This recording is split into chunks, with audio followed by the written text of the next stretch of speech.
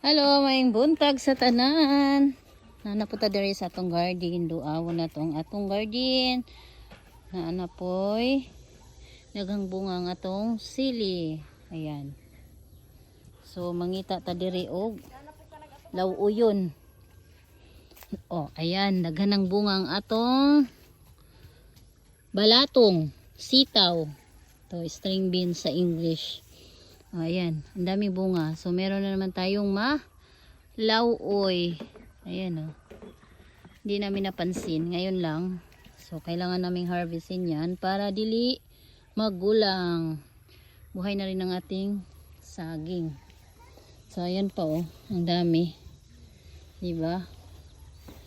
So kailangan natin kunin yan ngayon para hindi tayo maunahan ng baka. Ito, buhay na rin yung aming atchal. Atchal yan, atchal. So punta tayo doon kung meron pang mga okra. May mura pang okra. So ayan nga, meron pang paisa-isa. Kasi maraming bunga, gulang na. Pang similya na siya. So, meron pa, oh, pang lauoy-lauoy.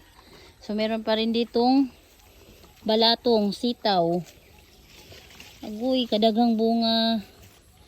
Dagan kaayong bunga. Thank you Lord. So meron din tayong sa ganini siya. Talbos ng kamuti. Ayan. Meron pang paisa-isang okra. So mamaya kukunin natin yan. Kay maglauoy ta. Kay gikan ko sa market. Nagpalit ko og isda. Oh. Diba? O, kinsay ganahan diya mag similya og okra. Ali kayo diri. Panguha mo. Para na amoy itanom. Yan. Ang atong alugbati. Meron tayong sibuyas dahon. May ilang piraso. Kasi may bago na naman ditong tanim na okra. Dikit-dikit yung pagkakatanim. Ayan. Tadtad rin tayo ng tanglad. Dagan kayong tanglad, oh. Say, kinsay magtula diha, magsabaw, maglitsyon. Kuha lang kayo dito. 10 ang tali. Oh, ang daming okra.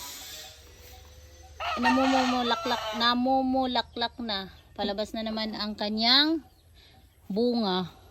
So may sangig din tayo. Ayan. Ayan ang ating kamatis. May mga bunga na din. Ang saging buhay na